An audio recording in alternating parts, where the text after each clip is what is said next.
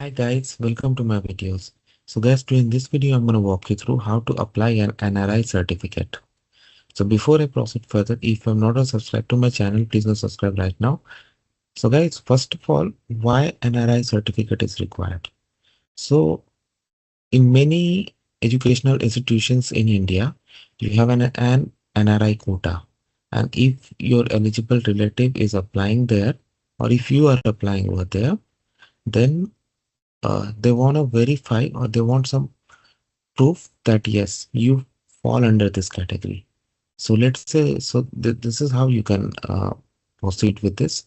So the process depends upon the place where you live.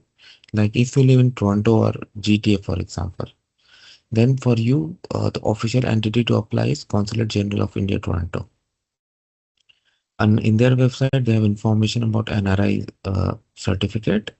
So what you need to do, you need to download and fully fill this form. We are going to go to this form, paste this photo, your Indian passport and photocopy of pages, okay, visa arrival departure, and then your status information here like PR card, work permit, etc. Okay, proof of address in Canada, proof of address in India, and also you also need to do the letter why you need this certificate. Okay,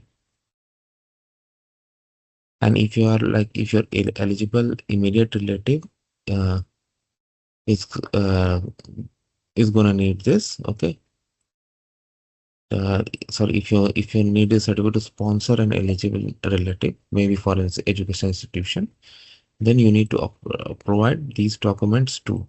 Okay, see, in educational institutions requirement for NRI certificate. Okay,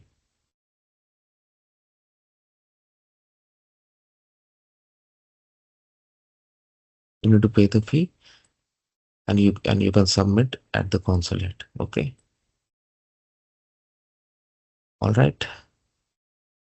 So now we'll go through the form.